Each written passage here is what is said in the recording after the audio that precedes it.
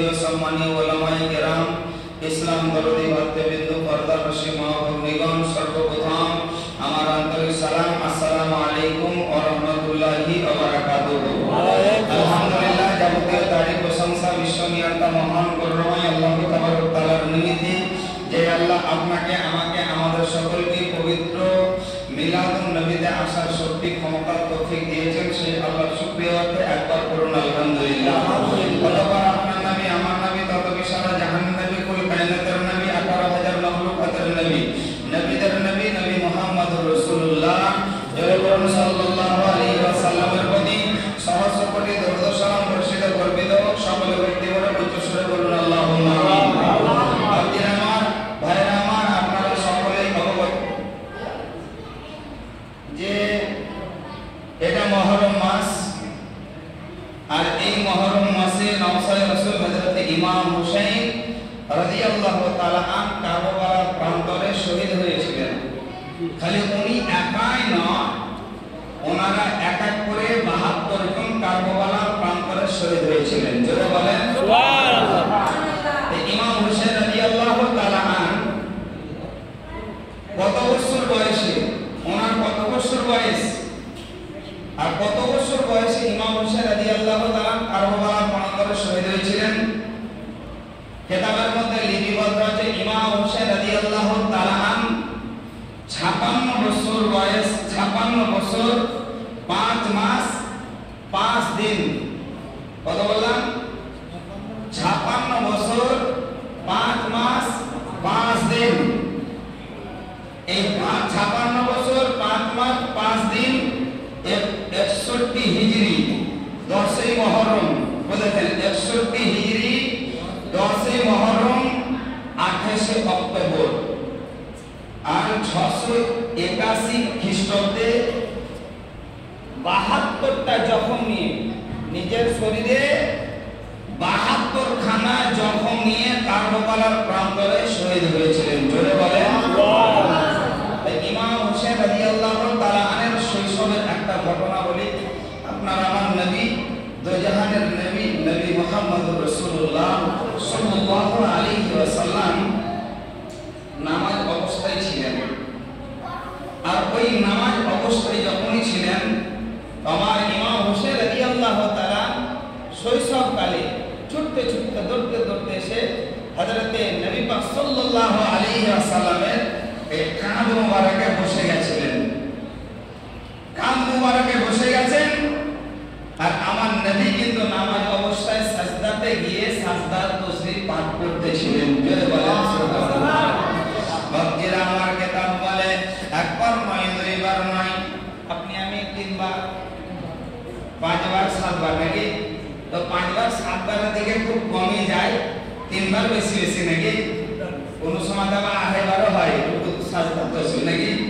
ঝাঁটা ঝাঁটার পাটাপাট দিয়ে উঠে যায় নাকি? তো ভক্তরা আমার সুবহানাল্লাহ। তো সাজদার তাসবিহ কমপক্ষে 3 বার মাস্ট বলতে হবে। আর 3 বারের কম যদি কোনো মুসল্লি কোনো নামাজি বলে তো তার নামাজ হবে না। আমার থেকে বড় বড় মৌলবি আছে, জিজ্ঞাসা করলে বলে। তো বাকিরা আমার নবী আমার সাজদাতে রত হয়ে আছেন। ইমাম হুসাইন রাদিয়াল্লাহু তাআলা আন নবী পাকের কাঁধ মুবারকে চেপে গেছেন। আল্লাহর নবী আকা মুস্তাফা সাজদাতে গিয়ে রুকুত সাজদাত তাসবিহ যেন পাঠ করতে আছেন। সুবহানা রাব্বিয়াল আলা, সুবহানা রাব্বিয়াল আলা। তার মানে হচ্ছে এটাই আমার আল্লাহ সব থেকে বড়, আমার আল্লাহ সব থেকে বড়। বাকিরা আমার ইমাম হুসাইন রাদিয়াল্লাহু তাআলা আন নবীর কাঁধ মুবারকে চেপে আছেন। আমার নবী সাজদাতে মাথা দিয়েছেন। সাধারণত আপনি আমি যদি নামাজ পড়তে থাকি, আপনার আমার যদি বাচ্চা আপনার আমার পিঠে যদি চেপে যায়, কাঁধে যদি চেপে যায়, ওই সময়তে যদি পাশে কেউ লোক থাকে, ওই লোক বাচ্চাটাকে টেনে নেবে। আপনি আমি যদি নামাজ পড়তে থাকি, এক হাতে হয়তো বাচ্চাটাকে টেনে আপনি আমি নামিয়ে দিই। কিন্তু বাচ্চারা আমার, আপনার আমার আকা নবী মুহাম্মদুর রাসূলুল্লাহ সাল্লাল্লাহু আলাইহি ওয়াসাল্লাম আমার রুকুত তাসবিহ যেন পাঠ করতে আছেন। সুবহান রাব্বিয়াল আলা, সুবহান রাব্বিয়াল আলা। ইমাম হুসাইন আমার নবীর যেন কাঁধ মুবারকে চেপে আছে। কিতাবের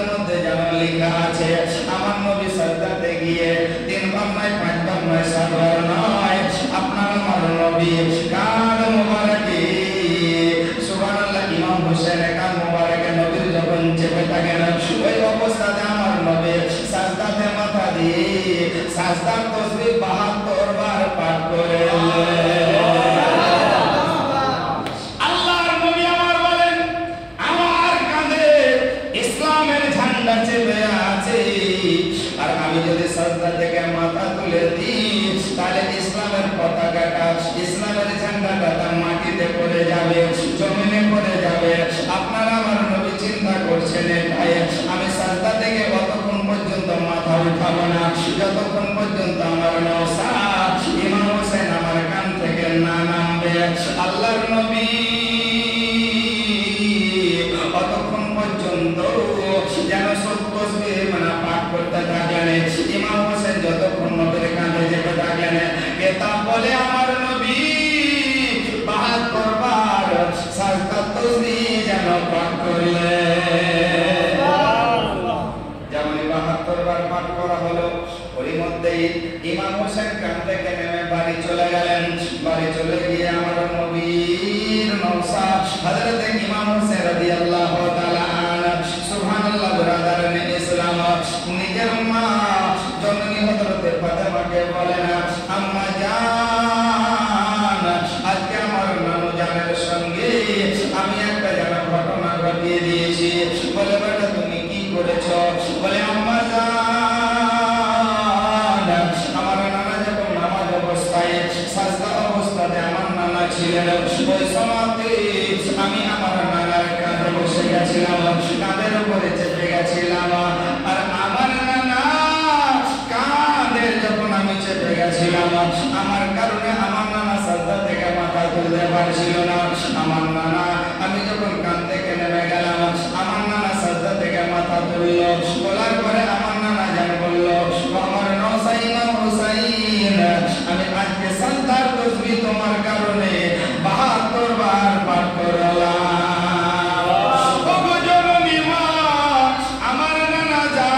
আপনার আব্বা হুজুর আমার কারণে 72 বার সাজদা তাসবিহ পাঠ করলো।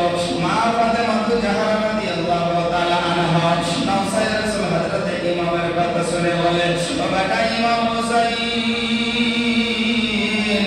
কাজটা তুমি ভালো করনি, তোমার নানাকে তুমি কষ্ট দিয়েছো, তোমার কারণে আমার আব্বা তোমার নানা সাজদা তাসবিহ 72 বার পাঠ করেছে। এই কথা আমি মা ফাতেমা যেমন বলে দিলেন, আর ফাতেমার কথা শুনে নওসাই রাসূল হযরত ইমাম হোসেন বলে ও জননী আম্মা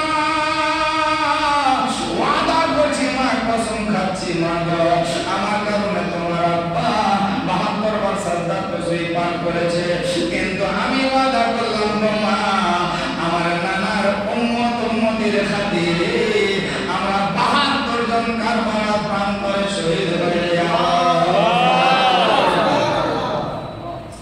উর্দু বই আছে, বইটার নাম বারায়ে তাকরীর। বারায়ে তাকরীর মানে 12 মাসের ওয়াজ, উর্দু ভাষায় লেখা আছে বারায়ে তাকরীর। 12 মাসের মানে 12 মাসের ওয়াজ আছে ওই বইটাতে, মুহররম মাস থেকে নিয়ে একবারে জিলহজ মাস পর্যন্ত বুঝাচ্ছেন।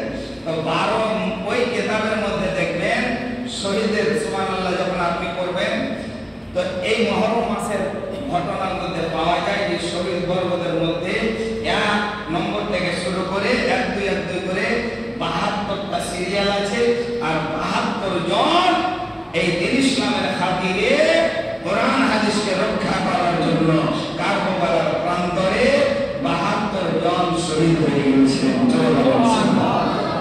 আমার সংক্ষেপে আলোচনা করি। আমার নওসা হযরত ইমাম হোসেন রাদিয়াল্লাহু তাআলা আনকে আমার নবী বলেছিলেন এটাই, এ আমার নওসা শোনো, তোমাকে ওই ব্যক্তি তোমাকে শহীদ করতে পারবে ততক্ষণ পর্যন্ত সুবহানাল্লাহ যতই কারবালাতে লোক থাক না কেন ওই রকম লোক নানাকে বলেছিলেন যে নানা কেমন লোক, বলেছিল দেখবে তার চোখটা পয়লা হবে, দেখবে তার কুকুর দাঁতা যাকে সাধারণ ভাষায় বলা হয়, এবং দেখবে তার বুকে চুল থাকবে না, দেখবে তার খবর কুষ্ঠ স্মৃতি রোগ আছে।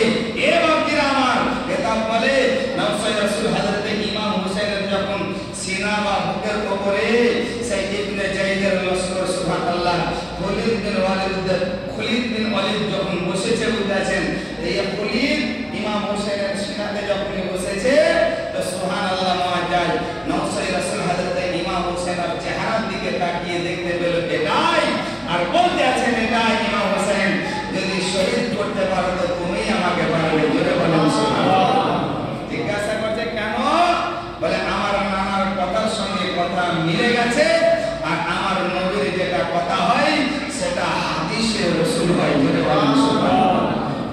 যেটা কথা সেটা হচ্ছে হাদিস, আর আল্লাহ যেটা কথা সেটা হচ্ছে কোরআন। এ বাবারা আমার, হযরত ইমাম হুসাইন রাদিয়াল্লাহু তাআলা আনকে সুবহানাল্লাহ বুকের উপরে সংক্ষেপে আলোচনা করতে বলতেছেন। তো ইমাম হুসাইন রাদিয়াল্লাহু তাআলা আনের বুকের উপরে সিনার উপরে চেপে সেই খলিল যখন অস্ত্রটা মানে ছোরাটা যখন তার গলার উপরে চালাচ্ছে বুঝাচ্ছেন, ইমাম হুসাইনের টুটিতে ঘুষছে। তো ইমাম হুসাইনের সুবহানাল্লাহ এই গলা টুটি কাটা তো দূরের কথা, একটা পশম পর্যন্ত কাটে না। বলেন সুবহানাল্লাহ। তো কেউ কাউকে যদি মারার চেষ্টা করে, কাটার চেষ্টা করে, তো সেই ব্যক্তিকে তাকে যুক্তি দিবে যে এই দিক থেকে কাটবে না, ওই দিক থেকে কাট, এই ছোরাতে কাটবে না, ওই ছোরাতে কাট, না এই অস্ত্র তো হবে না, ওই অস্ত্র লিয়ে কেউ কি যুক্তি দিবে? কিন্তু ইমাম হুসাইন খুলিদকে যুক্তি দিয়েছে, ইবনে জিয়াদের লোককে বুদ্ধি দিয়েছে। জোরে বলেন সুবহানাল্লাহ। আর কেউ মনে করেন না, কেউ মনে করবেন না যে ইমাম হুসাইন রাদিয়াল্লাহু তাআলা মানে বিনা পানিতে মারা গেছে, পানি পায়নি, পানি পায়নি বুঝাচ্ছেন, এ পানি না খেয়ে মারা গেছে। এবার আমার আপনারা শুনেছেন যে ইমাম হুসাইন রাদিয়াল্লাহু তাআলা এই ফুরাত নদীর পানি পায়নি, কিন্তু না ফুরাত নদী তো দূরের কথা, ফুরাত নদীর জল পর্যন্ত ইমাম হুসাইন দখল করতে পারতেন। কিন্তু বাকিরা আমার কিতাব বলে যে একটা পয়গম্বরের শক্তি সমান, একটা পয়গম্বরের যা শক্তি থাকে সাধারণ 80টা যুবকের শক্তি সমতুল্য একটা পয়গম্বরের শক্তি। আপনার আমার যখন 80টা যুবকের শক্তি যদি একটা পয়গম্বরের হয়, তো এজিদের লোকে কি পারতো? এজিদ তো দূরের কথা, সুবহানাল্লাহ, এজিদের লস্কর কেউ পারতো না। কিন্তু বাকিরা আমার এটা আল্লাহ ঘটাবে, আমাদেরকে শিক্ষা দেবে। আল্লাহর নবী আমার বলেছেন, এ মুআজ্জিজ বিরাদারান ইসলাম, কিন্তু লোক আপনি আমি ভাইকে ইমাম হোসেন পানি পানি করে মারা গেল, আর এদিকে দেখা গেল তো ফেরাউন, ফেরাউন এদিকে নীল নদে ডুবলো নাকি? ইমাম হোসেন পানি পেল না, ফেরাউনকে আল্লাহ পাক নীল নদে ডুবালো। কত পানি খালি খা, মুখ দিকেছে, নাক দিকেছে, কান দিকেছে, যত দিক মান দিক আছে সব দিকেছে নাকি? ফেরাউন এই নীল নদে ডুবে মারা গেল, আর ইমাম হোসেন ফুরাতের নদীতে পানি পাওয়া গেল না। ইমাম হোসেন খারাপ ছিল না? নাউজুবিল্লাহ না। রব্বুল আলামিন আমার রাসূল এই দুনিয়া মে ফুরাত নদীর পানি আমি ইমাম হোসেন তোমাকে পান করাবো না। শহীদের পূর্বে, ইন্তেকালের বরণের পূর্বে, আল্লাহর রাস্তায় কুরবানি হওয়ার পূর্বে এই অপবিত্র নাপাক পানি তোমাকে পান করাবো না, কারণ তোমার জন্য আমি আল্লাহ জান্নাতি পানি রেডি করে রেখেছি। ওই ইমাম হোসেন দুনিয়া থেকে তুমি বিনা পানিতে আসবে, আর এখানে এসে তুমি জান্নাতি পানি পান করবে। আর বলে ফেরাউন তুই জান্নাতি পানি পাবি না, পানি যা খাবি ওই নীল নদে খা, মিশরের ওই পুরো নীল নদে খা। তাকে এমন ভাবে ডুবালো বুঝাচ্ছেন, কত খালি মুখ দিখালে, নাক দিখালে, কান দিখালে বুঝাচ্ছেন, যত মানে ছিল বুঝাচ্ছেন, ওই সব দিকে ও পুরো নদীতে মানে ডুবে থাকলো। এবার আমার রব্বুল আলামিন বলে, ফেরাউন তোর জন্য জান্নাতি পানি নেই, তুই দুনিয়ার ওই অপবিত্র পানি খাবি। আর আমার নওসাই রাসূল ইমাম হুসাইনের জন্য আল্লাহ জান্নাতি সারাবান তোহরা রেডি করে রেখেছি। এর জন্য আমি ইমাম হোসেনকে শহীদের পূর্বে ফুরাত নদীর পানি পান করাইনি। জোরে বলেন সুবহানাল্লাহ। ইমাম হোসেন রাদিয়াল্লাহু তাআলা আনহু সুবহানাল্লাহ সিনার উপরে বসে গলাতে অস্ত্র ছোরা চালাচ্ছে, তরবারি চালাচ্ছে, ছোরাটা চালাচ্ছে, কিন্তু গলা কাটা তো দূরের কথা, একটা কসম কাটে না। হযরত ইমাম হোসেন রাদিয়াল্লাহু তাআলা এর গলাতে একটা ছোরা ডটেছে। আপনার আমার ছোরাতে ছুরি ডট মানে ছোরা ডটটা তো দূরের কথা, যদি একটা কাঁচা শিকটি যদি এমনি করে ডট দেয়, না কাটলে ছাল ছুটে উঠি পালে নাকি? পালাবে না? পালাবে না? হ্যাঁ বলেন। ঘুম তো আসছে বুঝতে দেখতে তো পেয়েছি, চোখ দেখে বুঝে যাচ্ছে। তো যাই হোক বাকিরা আমার, তো আপনার আমার গলাতে যদি একটা কাঁচা বুঝতেছেন শিকটি বুঝতেছেন লাঠি যদি ডটায়, তাহলে ছাই ছুটে উঠে পালাবে। কিন্তু ইমাম হোসেন রাদিয়াল্লাহু তাআলা আনহু গলাতে ধারালো অস্ত্র মানে ডটাচ্ছে বুঝতে আছেন কাটার জন্য, কিন্তু গলা কাটতে দূরের কথা একটা পশম পর্যন্ত কাটে না। আমার ইমাম কেমন ইমাম ছিলেন দেখুন, নবী মুসা কেমন ছিলেন, দিন ইসলামের জন্য কেমন ওনারা জানকে নিজের বিসর্জন করে দিয়েছিলেন। আপনি আমি নিজের জান দেওয়া তো দূরের কথা, সুবহানাল্লাহ, নিজের মাল পর্যন্ত আল্লাহর রাস্তায় দিতে পারি না, পারি কি? নিজের মাল আল্লাহর রাস্তায় দিই না, দিই বলে দেখি না। সপ্তাহে একদিন জুম্মা পড়তে এসে 5 ওয়াক্ত লয়, কিন্তু জুম্মার দিনে এসে টাকাকে এমনি করে ছেড়ে দিই, দিয়ে না, হ্যাঁ এমনি করে ছেড়ে দিই। তাহলে আল্লাহর রাস্তায় একটা টাকা আমরা দিতে পারি না, নিজের জান তো দূরের কথা, আর ওনারা নিজের জানকে আল্লাহর রাস্তায় কুরবানি করে দিয়েছে। জোরে বলেন এবার কি আমার ইমাম হোসেন রাদিয়াল্লাহু তাআলা আনহু গলার উপরে ছোরাটা যখন চালাচ্ছে, তো ইমাম হোসেন রাদিয়াল্লাহু তাআলা আনহু বলছে, বলে কে বলে আমার সিনার উপরে বুকের উপরে বসে আমার মস্তকটাকে শরীর থেকে আলাদা করবে মনে করছো, কিন্তু এই সম্মুখ দিয়ে তুমি যতই কাটো, আজ থেকে শুরু করে কিয়ামত পর্যন্ত যদি আমার গলা থেকে এই অস্ত্রটা তুমি দাও, এই অস্ত্রটা যদি ঘষো, কিয়ামতের সকাল পর্যন্ত আমার গলা তুমি কাটতে পারবে না। বলছে আজ থেকে শুরু করে কিয়ামত পর্যন্ত যদি তুমি আমার গলাতে ছোরাটা দাও, তাহলে আমার গলা তুমি কাটতে পারবে না। ওই বাচ্চারা পেছন দিকে চলে গেল, লোক একবার দরুদ পড়েন, আল্লাহুম্মা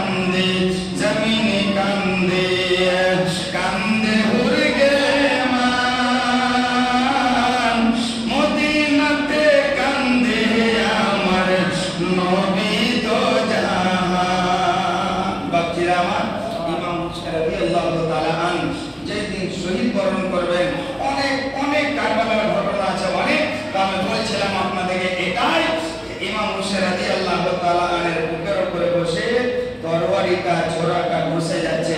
ইমাম হোসেন বলছে আজ থেকে শুরু করে কিয়ামতের সকাল পর্যন্ত যদি আমার গলাতে তুমি এই ছোরাটা ঘুষে যাও, আমার গলা কোনোদিন কাটতে পারবে না।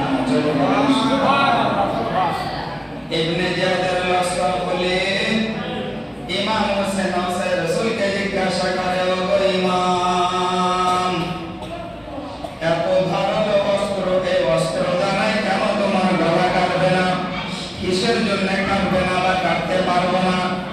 এবার দিন আমার মনোযোগ দিয়ে শুনলেন, আমার দিকে কান করুন। হযরতে নওসাই রাসূলকে জিজ্ঞাসা করে, ইবনে জিয়াদের নিজেদের লোকে জিজ্ঞাসা করে, কিসের জন্য তোমার গলাটা কাটতে পারবো না? কিসের জন্য তোমার গলাটা কাটবে না? ইমাম হুসাইন বলে,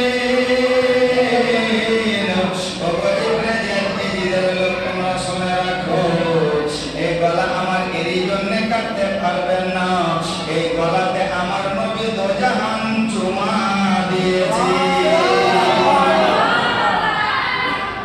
এই গলাতে আমার নানা নবী দো জাহান চুমা দিয়েছে, এর জন্য তুমি কাটতে পারবে না। যদি আমার গলা আলাদা করতে হয় বডি থেকে, তাহলে ওই অস্ত্রটা ছোরাটা পিছন দিক থেকে চালাতে হবে। এরকম বুদ্ধি দিবে? আপনি আমি যদি এরকম বিপদে থাকি তো বলবো যে সামনে দিক থেকে কাটা গেল, পেছন দিক থেকে কাট, বুদ্ধি দিব? খালি সুযোগ করবো কি ভাগ পাইলে উনি ভাগ পাইলে তারবারে আঘাত, ছোড়ার আঘাত থেকে কেটে করবো নাকি? হ্যাঁ, কিন্তু সুবহানাল্লাহ, নওসাই রাসূল হযরত ইমাম হোসেন রাদিয়াল্লাহু তাআলা বলছে, শোনো, আমার গলা যদি আলাদা করতে হয় তাহলে আমার গলাটা পিছন দিক থেকে কাটবে, সামনে দিক থেকে কাটবে না। তার কারণ হচ্ছে এটাই, আমার নবী চুমো দিয়েছে। জোরে বলুন সুবহানাল্লাহ। এর বাদে আমার ইমাম হোসেন রাদিয়াল্লাহু তাআলা গলাটাকে, মস্তকটাকে, গলাটাকে কেটে নিল, নেওয়ার পরে সুবহানাল্লাহ নিজের দানে ঢাকাতে গুজে নিল। উর্দু ভাষাতে বলেন, আপনি আমি বলে ওকে বললাম, আগে ঘরে ঘরে বললাম থাকতো, আর এখন ওসব জিনিসের দরকার নেই, কারণ এখন আর সপ্তাহে থাকি পারি না, বুঝতেছেন? সুবহানাল্লাহ। যাই হোক বাপজিরা আমার, আগে কিন্তু বাড়ি ঘরে কিন্তু মানে যারা জমিদার ছিল, জমিদার বাড়িতে থাকতো, বুঝেছেন, বল্লম টল্লম ইত্যাদি থাকতো। তো যাই হোক, ইমাম হোসেনের মাথাটা বল্লমের ডগাতে গুজে নিল। সংক্ষেপে বলছি, যেমন বল্লমের ডগাতে গুজাবো, যারা আহলে বাইতের আশিক ছিল, আহলে বাইতের আশিক, আপনি আমি ইমাম হোসেনের দেওয়ানা বলে দেই, মেহফিলে বসে আছি নাকি? ইমাম হোসেনের দেওয়ানা না খিচড়ি দেওয়ানা? নিজে নিজে বিচার করবেন। আমি বলছি না যে আপনারা খিচড়ি দেওয়ানা, এটা আমি বলছি না, বলতেছেন নিজে নিজে বিচার। যে ইমাম হোসেনের দেওয়ানা যে হবে ওইটাই আল্লাহর দরবারে কবুল হবে। খিচড়ি তো প্রতিদিনই খাই, ডেলি খাই নাকি? হ্যাঁ, না, আপনি আমি খিচড়িতে নয়, ইমাম হোসেনের ইশকে, আহলে বাইতের মহব্বতে এই মসজিদে বসে মুহররমের মিলাদ শুনি। এবার জিরা আমার, আপনি আমি দেওয়ানা, আর অন্য দেওয়ানা আছে যারা ঢোল বাজায়, এই মুহররমকে উপলক্ষ করে ঢোল বাজা হারাম, লাঠি খেলা হারাম, তাজিয়া করা হারাম।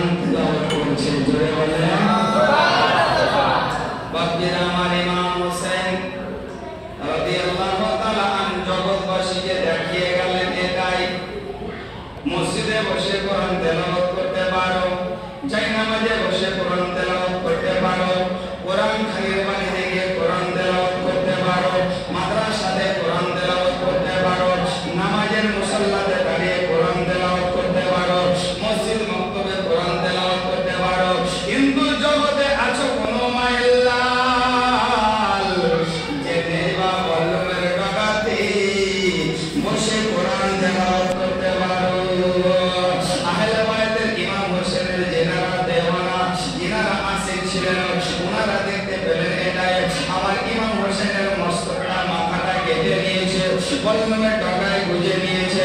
হই হই রই রই শব্দ করে তারা যেন কুফার দিকে রওনা হয়ে গেল। আর ইমাম হোসেনের যারা আশিক ছিলেন ওনারা যেন দেখতে পেলেন এটাই আমার ইমাম নওসাই রাসূল ওই বললমের ডগাতে বসে আল্লাহ পাকের কোরআন তেলাওয়াত করেছিল। অনেক ঘটনা রয়েছে ইমাম হোসেন কিন্তু মুআজ্জাজ বিরাদার সুবহানাল্লাহ। আজ আপনি আমি সুবহানাল্লাহ আহলে বাইতের মহব্বতে আহলে বাইতের প্রেম ভক্তি যদি করতে হয়, এই মুহররমের আশুরার দিন যদি পালন করতে হয়, তাহলে রোজা দিয়ে পালন করতে হবে, ফাতিহা দিয়ে পালন করতে হবে, কোরআন খানি দিয়ে পালন করতে হবে, নফল নামাজ দিয়ে মানে পালন করতে হবে। আর এই লাঠি ঢোল তাবলা গান হই হই রই রই করলে আপনার সুবহানাল্লাহ এই আহলে বাইতের মহব্বত বা আশিক বলা যায় না। হই হই রই রই যারা করবে তারা এজিদি, তারা আশিক, তারা বুঝতে পারছেন ওই কুফাবাসীর তারা দেওয়ানা, কিন্তু ইমাম হোসেনের দেওয়ানা নয়। ওগো বাপজিরা আমার, আপনি আমি ইমাম হোসেনের দেওয়ানা, আহলে বাইতের দেওয়ানা। আর আহলে বাইতকে যে মহব্বত করবে আপনার আমার আকা মুস্তাফা ওই ব্যক্তিকে মহব্বত করবে। কারণ আমার নবী বলেন ইমাম হোসেন আমি তোমার তুমি আমার।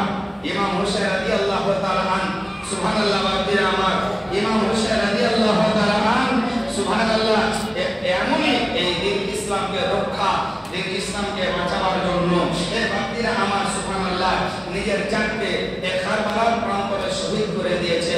একদিন দুই দিন নয়, ইমাম হোসেন রাদিয়াল্লাহু তাআলা। দেখেন একটা কথা বলি, যদি এই গ্রামে যদি ঝগড়া লাগে, এই গ্রামে যদি ঝগড়া লাগে ধরে খুব লেগেছে বুঝতে পারছেন, তাহলে এই গ্রামে যদি ঝগড়া লাগে আর আপনার সঙ্গে আপনার বন্ধু যদি থাকে, তো ইমাম হোসেন রাদিয়াল্লাহু তাআলা আন কারবালার প্রান্তরে রয়েছেন। এ বাপজিরা আমার, এদিকে কারবালার প্রান্তরে সুবহানাল্লাহ তার তাম্বুর নিচে ওনারা আছেন, এদিকে খেমাতে আছে এদিকের লোকেরা বসে আছেন, তারাও তাম্বুর নিচে আছে। বাপজিরা আমার, আপনি মনে মনে করবেন না যে ইমাম হোসেন রাদিয়াল্লাহু তাআলা আনকে কোনো হিন্দু লোকে কেটেছিল, কোনো মানে সাঁওতাল লোকে কেটেছিল, কোনো বেধর্মী লোকে কেটেছিল না। বাপজিরা আপনার আমার সুবহানাল্লাহ মাথায় যেমন টুপি, মুখে যেমন দাড়ি, আপনি আমি বড় বড় যেমন পাঞ্জাবি পরে আছি, এ বাপজিরা আমার এই ইমাম হোসেন রাদিয়াল্লাহু তাআলা আনের এদিকে তাম্বুতে সুবহানাল্লাহ কারবালার প্রান্তরে আযান হচ্ছে। আযানের ধ্বনি ইমাম হোসেনের ওই তাম্বুতে যা, এই এজিদের তাম্বুতে তার ইমাম হোসেন রাদিয়াল্লাহু তাআলা আন নামাজ পড়ছেন। রুকুত তসবিহ ইনারা যা বলছেন ইমাম হোসেনেরা ওরাও তাই বলছে, কিন্তু বাপজিরা আমার এক কথায় ওরাও নামাজি ইনারাও নামাজি। কিন্তু ইমাম হোসেন যিনারা নামাজি ছিলেন, আহলে বাইত যিনারা ছিলেন, ইনারা সুবহানাল্লাহ আহলে বাইতের নবীর মহব্বত তাদের ভিতরে ছিল, আর এজিদি লোকের নবীর মহব্বত ভিতরে ছিল না। জোরে বলেন সুবহানাল্লাহ। বাপজিরা আমার সুবহানাল্লাহ। তো আপনার আমার যদি গ্রামে ঝামেলা লেগে যায়, তাহলে আপনার সুবহানাল্লাহ পাশে যদি আপনার কয়েকটা বন্ধু যদি থাকে, তাহলে আপনার আমার বন্ধু মনে মনে করে যে বন্ধুর প্রেমে পড়ে এই জায়গাতে আছি, কিন্তু বন্ধু এত বিপদে বলে না। একবার করে যদি কিন্তু আপনি বলে যে তোমরা বাড়ি চলে যাও, আমি একাই দেখে দিচ্ছি, মরছি তো আমি একাই মরি, না তোমরা বাড়ি চলে যাও। এ বাপজিরা আমার, ইমাম হোসেন রাদিয়াল্লাহু তাআলা সুবহানাল্লাহ ওনার যে সঙ্গী সাথী যিনারা ছিলেন, তাই ইমাম হোসেন বারবার বলছেন, শোনো এই বিপদের দিনে এই মুশকিলের সময় কারবালার প্রান্ত থেকে তোমরা চলে যাও। ইমাম হোসেন রাদিয়াল্লাহু তাআলার সঙ্গী সাথীরা শুনেন, নিজের জান কুরবানি করে দেব, কিন্তু আপনার সঙ্গে ছাড়ব না।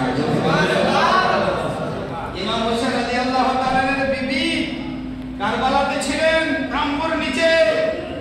ইমাম হোসেন রাদিয়াল্লাহু তাআলা আনের বিবি আর আপনার আমার বিবি সমান কখনো না।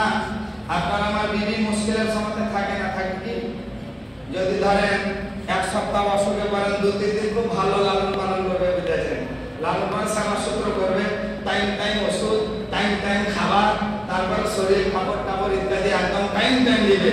যখন এক সপ্তাহ হয়ে যাবে, বুঝেছেন, তখন যদি বলেন এক বছরের পানিটা দেওয়া, তখন কি বলবে চুপ করে থাকো, রান্না আগে হোক তারপরে দিব, নাকি বিরক্ত খায় আর মনে মনে বলতে